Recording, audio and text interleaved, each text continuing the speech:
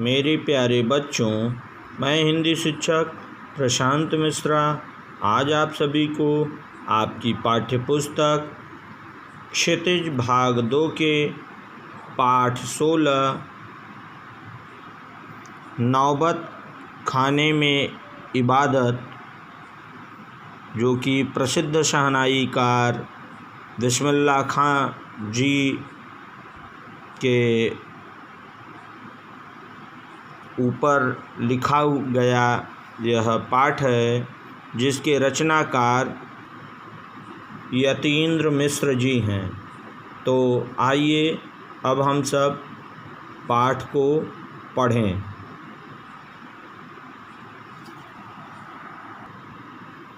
जैसा कि पाठ की विधा व्यक्ति चित्र है, आइए हम पाठ को पढ़ाते हैं और आप सभी ध्यान दें। नौबत खाने में इबादत। सन 1916 से 1922 के आसपास की काशी पंचगंगा घाट स्थित बालाजी मंदिर की ड्योढ़ी का नौबत खाना और नौबत खाने से निकलने वाली मंगल ध्वनि।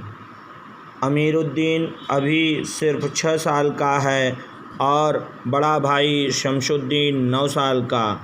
अमीरुद्दीन को पता नहीं है कि राग किस चिड़िया को कहते हैं, और ये लोग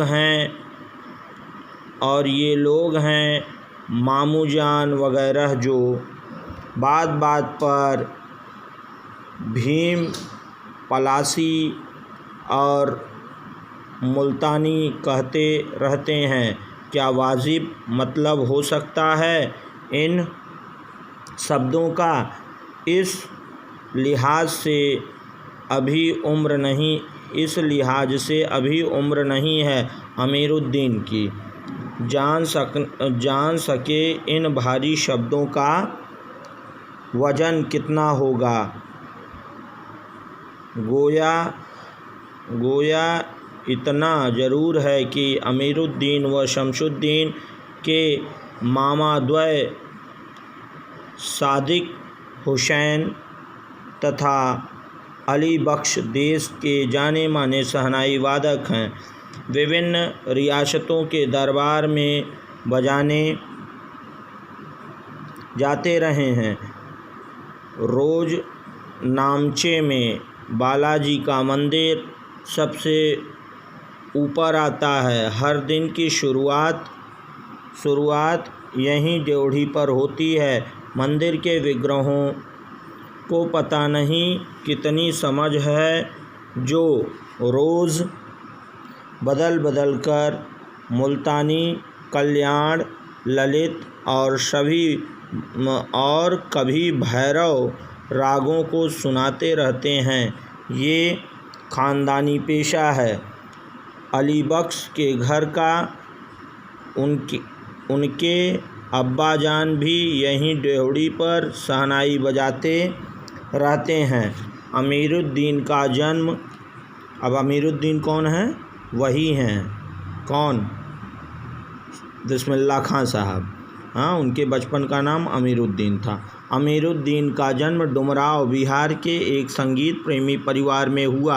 5 से 6 वर्ष डुमराव में बिताकर वह नाना के घर ननिहाल काशी आ गया है। डुमराव का इतिहास में कोई स्थान बनता हो ऐसा नहीं लगा कभी भी, पर यह ज़रूर है कि शहनाई और डुमराव एक दूसरे के लिए उपयोगी हैं। शहनाई बजाने के लिए रीड का प्रयोग होता है।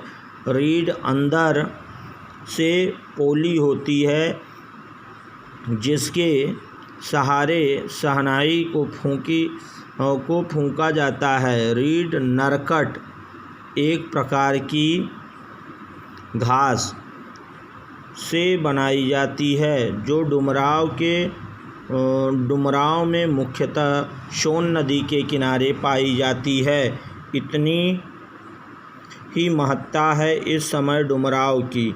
इसके कारण शहनाई जैसा वाद्य बजता है। फिर अमीरुद्दीन जो हम सबके प्रिय हैं अपने उस्ताद बिस्मिल्लाह खां साहब हैं। उनका जन्म स्थान भी डुमराव ही है। इनके परदादा उस्ताद सलार हुसैन खां डुमराव निवासी थे। बिस्मिल्लाह खां उस्ताद पैगंबर बख्श खां और मिट्ठन के छोटे साहजादे हैं। अमीरुद्दीन की उम्र अभी 14 साल है। मसलन बिस्मिल्लाह खां की उम्र अभी 14 साल है। वही काशी है, वही पुराना बालाजी का मंदिर जहां बिस्मिल्लाह खां को नौबत खाने रियाज के लिए जाना पड़ता है। मगर एक रास्ता है बालाजी मंदिर तक जाने का। यह रास्ता रसूलन बाई और बतूलन बाई के यहाँ से होकर जाता है। इस रास्ते से अमीरुद्दीन को जाना अच्छा लगता है। इस रास्ते न जाने कितने तरह के बोल बनाओ, कभी ठुमरी, कभी टप्पे, कभी दादरा के मार्फत ड्योढ़ी तक पहुँचते रहते हैं। रसूलन और बतूलन जब गाती हैं तब अमीरुद्दीन को खुशी मिलती है।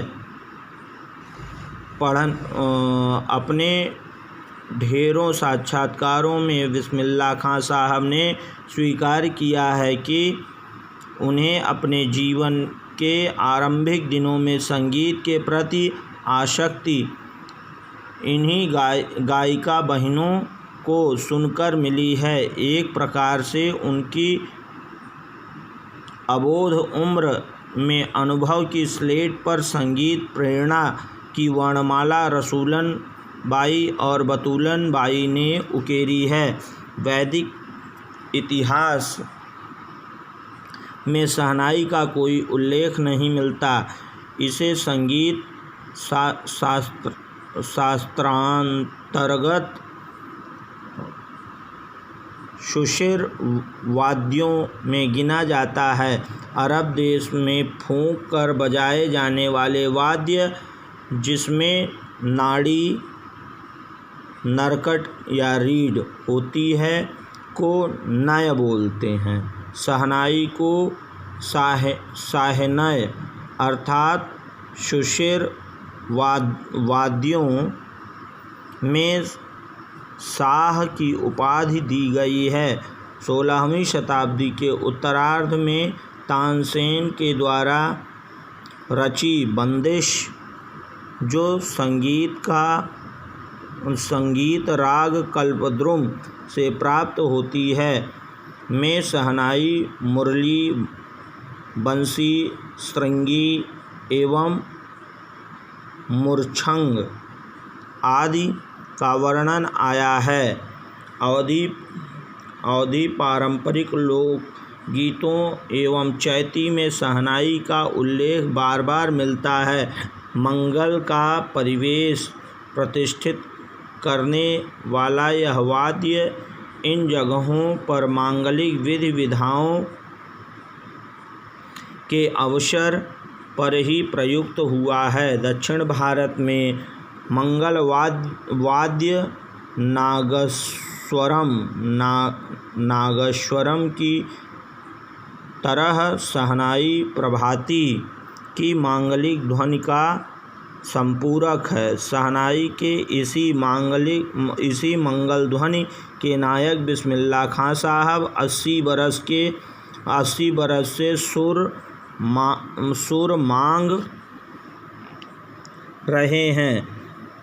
सच्चे सुर की नेमत 80 बरस की 5 वक्त वाली नमाज इसी सुर को पाने की प्रार्थना में खर्च हो जाती है। लाखों सजदे इसी एक सच्चे सुर की इबादत में खुदा के आगे झुकते हैं। वे नमाज के बाद सजदे में गिड़गिड़ाते हैं, मेरे मालिक एक सुर बख्श दे। सुर में वह ताशीर पैदा कर कि आँखों से सच्चे मोती की तरह अनगढ़ आंसू निकल आएं। उनको यकीन है कभी खुदा यूं ही उन पर मेहरबान होगा और अपनी झोली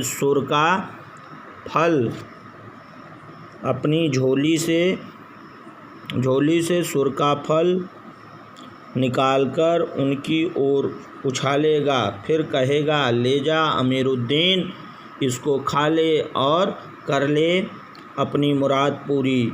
अपने ऊहापोहों से बचने के लिए हम स्वयं किसी शरण, किसी गुफा को खोजते हैं जहाँ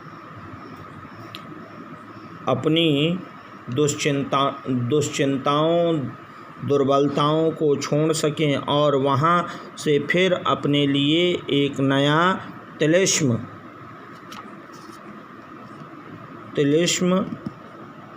गढ़ सकें। हिरन अपनी ही महक से परेशान पूरे जंगल में उस वरदान को खोजता है जिसकी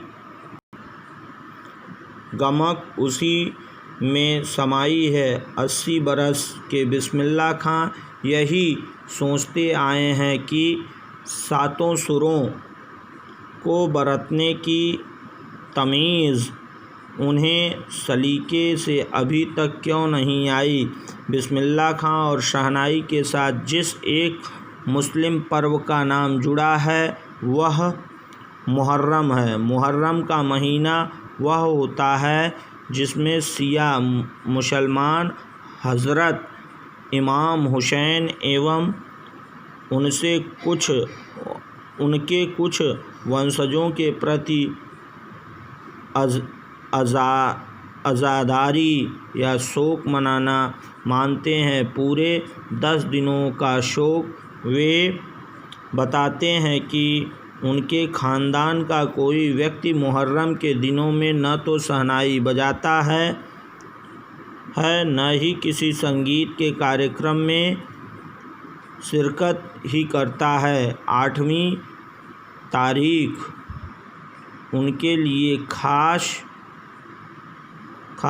महत्व की है। इस दिन खां साहब बड़े होकर शहनाई बजाते हैं। वह दाल मंडी में फातमान के करीब 8 किलोमीटर की दूरी तक पैदल रोते हुए नौहा बजाते जाते हैं। इस दिन कोई राग नहीं बजाता। राग रागनियों की अदायगी का निषेध है। इस दिन उनकी आँखें इमाम हुसैन और उनके परिवार के लोगों की शहादत में नम रहती हैं। आज़ादारी होती है। हजारों आँखें नम। 1000 बरस की परंपरा पुनर्जीवित मुहर्रम संपन्न होता है। एक बड़े कलाकार का सहज मानवीय रूप ऐसे अवसर पर आसानी से दिख जाता है। मुहर्रम के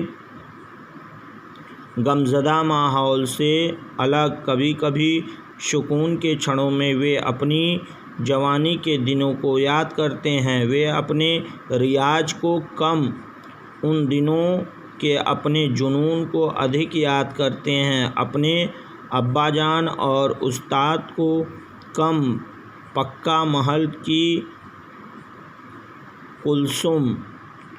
कुलसुम हलवाई की कचौरी वाली दुकान व गीता बाली और सुलोचना को ज़्यादा याद करते हैं। कैसे सुलोचना उनकी पसंदीदा हीरोइन रही थी। बड़ी रहस्यमय मुस्कुराहट के साथ गालों पर चमक आ जाती है। खां साहब की अनुभवी आँखें और जल्दी ही खिस से हंस देने की ईश्वरीय कृपा आज भी बदस्तूर कायम है। इसी बाल सुलभ हंसी में कई यादें बंद हैं। इसी बाल सुलभ हंसी में कई यादें बंद हैं। वे जब इनका जिक्र करते हैं तब फिर उसी नैसर्गिक आनंद में आंखें चमक उठती हैं। अमीरुद्दीन तब सिर्फ 4 साल का रहा होगा। छुपकर नाना को शहनाई बजाते हुए सुनता था। रियाज के बाद जब अपनी जगह से उठकर चले जाएं, तब जाकर ढेरों छोटी बड़ी शहनाइयों की भीड़ से अपने नाना वाली शहनाई ढूंढता और एक एक शहनाई को फेंक कर खारिज करता जाता। सोचता लगता है मीठी वाली शहनाई दादा कहीं और रखते हैं। जब मामू अली बख्श, जो उस्ताद भी थे, शहनाई बजाते हुए सम पर आए, तब धड़ से एक पत्थर जमीन पर मारता था। सम पर आने की तमीज़ उन्हें बचपन से ही आ गई थी, मगर बच्चे को यह नहीं मालूम था कि दाद वाह करके दी जाती है, सिर हिलाकर दी जाती है, पत्थर पटक कर नहीं। और बचपन के समय फिल्मों के बुखार के बारे में तो पूछना ही क्या। उस समय 3rd क्लास के लिए 6 पैसे का टिकट मिलता था। अमीरुद्दीन 2 पैसे मामू से, 2 पैसे मौसी से और 2 पैसे नानी से लेता था। फिर घंटों लाइन में लगकर टिकट हासिल करता था। इधर सुलोचना की नई फिल्म सिनेमा हॉल में आई और उधर अमीरुद्दीन अपनी कमाई लेकर चला फिल्म देखने, जो बालाजी मंदिर पर रोज़ शहनाई बजाने से उसे मिलती थी। एक अठन्नी मेहनताना उस पर यह शौक ज़बरदस्त कि सुलोचना की कोई नई फिल्म न छूटे और कुलसुम की देसी घी वाली दुकान, वहाँ की संगीतमय कचौड़ी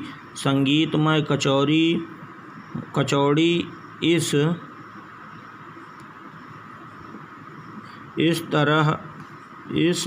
तरह क्योंकि कुलसुम जब कलकलाते घी में कचौरी डालती थी, उस समय छन्न से उठने वाली आवाज़ में उन्हें सारे आरोह अवरोह दिख जाते थे। राम जाने कितनों ने ऐसी कचौड़ी खाई होगी, मगर इतना तय है कि अपने खां साहब रियाजी और स्वादी दोनों रहे हैं। और इस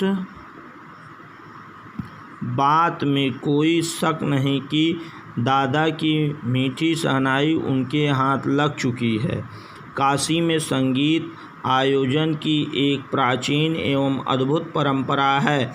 यह आयोजन पिछले कई वर्षों से संकट मोचन मंदिर में होता आया है। यह मंदिर शहर के दक्षिण में लंका पर स्थित है। वह हनुमान जयंती के अवसर पर यहाँ 5 दिनों तक शास्त्रीय एवं उपशास्त्रीय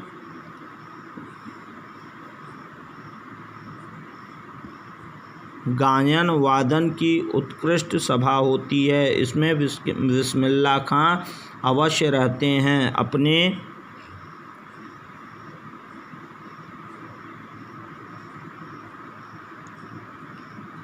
मजहब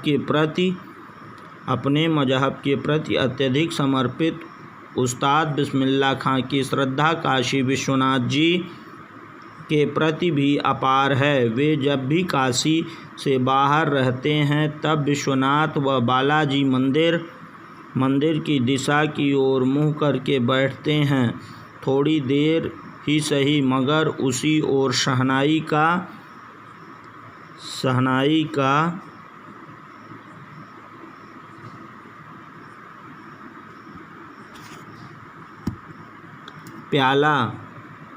प्याला घुमा दिया जाता है और भीतर की आस्था रीढ़ के माध्यम से बसती है। खां साहब की एक रीढ़ 15 से 20 मिनट के अंदर गीली हो जाती है।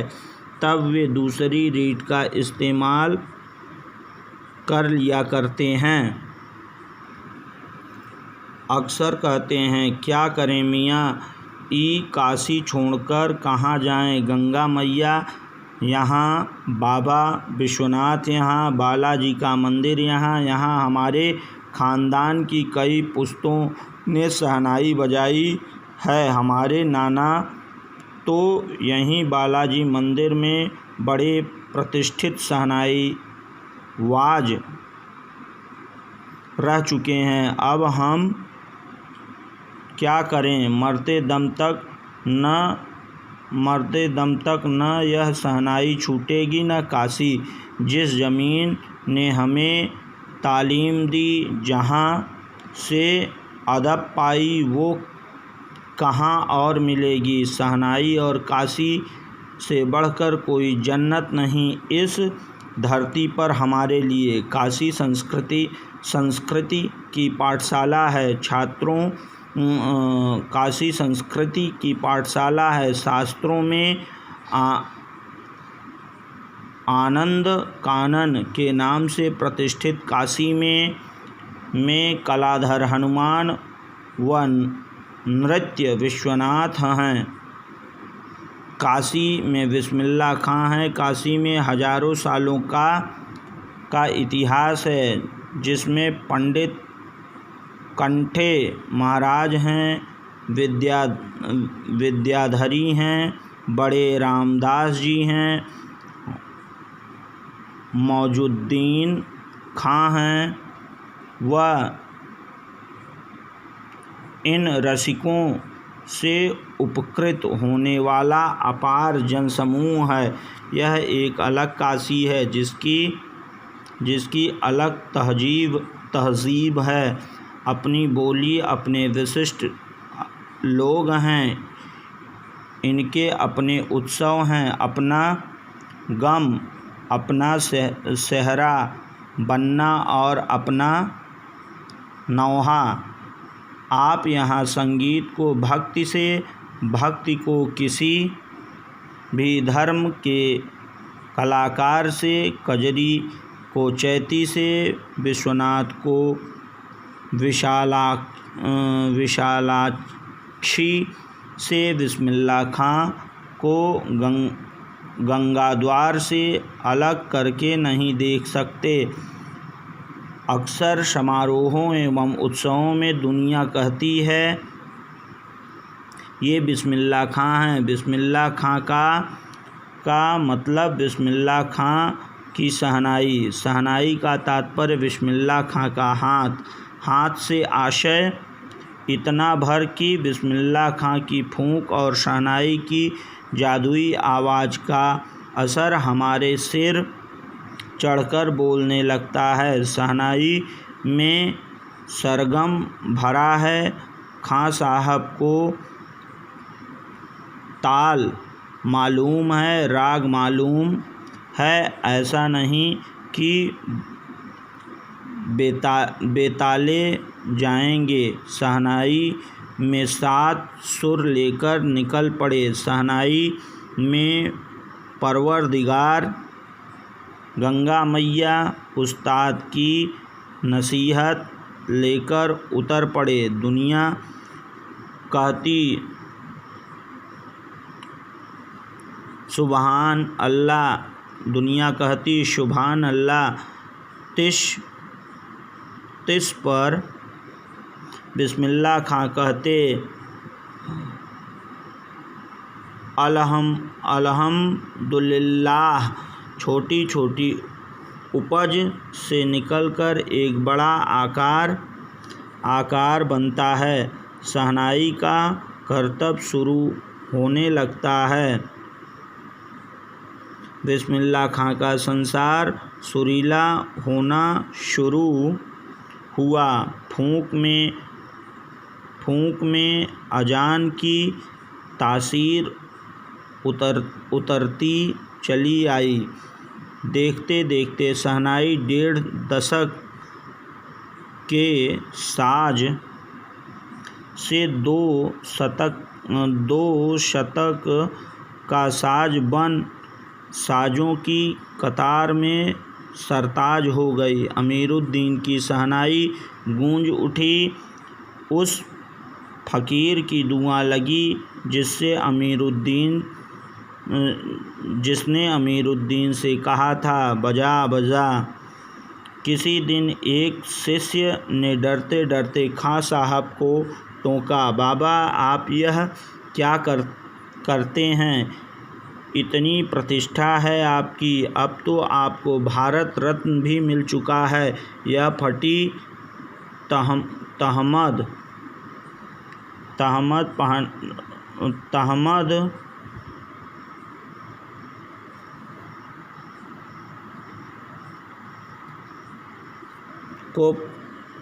को न पहना करें, अच्छा नहीं लगता। जब भी कोई आता है आप इसी फटी तहमद में सबसे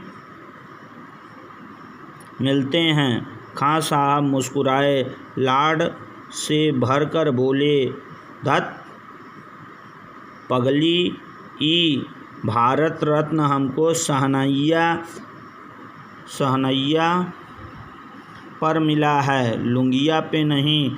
तुम लोगों की तरह बनाव सिंगार देखते रहें तो उम्र ही बीत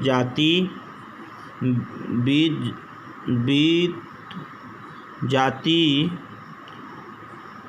हो चुकी शहनाई। तब क्या खाक रियाज हो पाता। ठीक है बिटिया, आगे से नहीं पहनेंगे, मगर इतना बताए देते हैं कि मालिक से यही दुआ है, फटा सुर न बख्शे। लुंगिया का क्या है, आज फटी है तो कल सी जाएगी। सन 2000 की बात है। पक्का महाल काशी विश्वनाथ से लगा हुआ अधिकतम इलाका से मलाई बर्फ़ बेचने वाले जा चुके हैं। खां साहब को इसकी कमी खलती है। अब देसी घी में वह बात कहाँ, और कहाँ वह कचौरी जलेबी। खां साहब को बड़ी शिद्दत से कमी खलती है। अब संगतियों के लिए गायकों के मन में कोई आदर नहीं रहा। खां साहब अफसोस जताते हैं, अब घंटों रियाज को कौन पूछता है। हैरान है बिस्मिल्लाह खां, कहाँ वह कजली, चैती और अदब का ज़माना। सचमुच हैरान करती है काशी। पक्का महाल से जैसे मलाई बर्फ़ गया। संगीत, साहित्य और अदब की बहुत सारी परंपराएं लुप्त हो गई। एक सच्चे सुर साधक और सामाजिक की भांति बिस्मिल्लाह खां साहब को इन सबकी कमी खलती है। काशी में जिस तरह बाबा विश्वनाथ और बिस्मिल्लाह खां एक दूसरे के पूरक रहे हैं, उसी तरह मुहर्रम, ताजिया और होली अबीर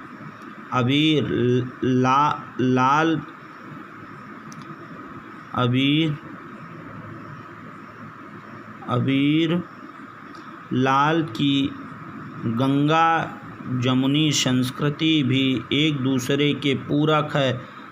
अभी जल्दी ही बहुत कुछ इतिहास बन चुका है, अभी आगे बहुत कुछ इतिहास बन जाएगा। फिर भी कुछ बचा है जो सिर्फ काशी में है। काशी आज भी संगीत के स्वर पर जागती और उसी की थापों पर सोती है। काशी में मरण भी मंगल माना जाता है। काशी आनंद कानन है। सबसे बड़ी बात है कि काशी के पास उस्ताद बिस्मिल्लाह खां जैसा लय और सुर की तमीज़ रखने वाला नायाब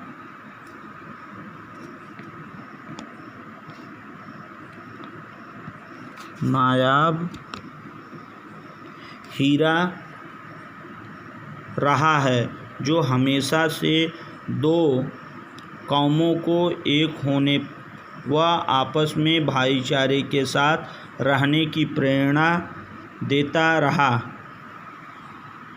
भारत रत्न से लेकर इस देश के ढेरों विश्वविद्यालयों की मानद उपाधियों से अलंकृत व गीत नाटक अकादमी पुरस्कार एवं पद्म विभूषण जैसे सम्मानों से नहीं, बल्कि अपनी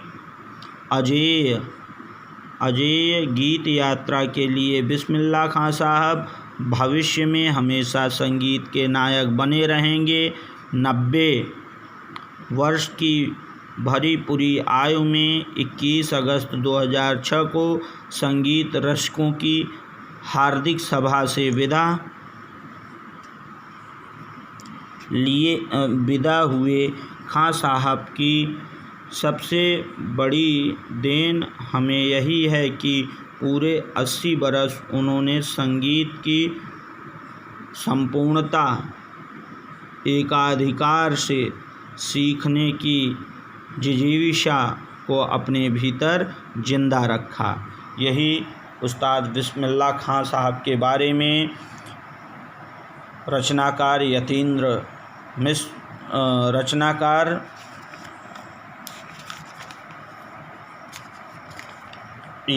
मिश्र जी बताते हैं, और उनके बारे में और भाईचारे, सद्भाव और प्रेम और उनके रियाज, उनके महत्व, संगीत के प्रति उनके लगाव को इस पाठ के माध्यम से दर्शाया है।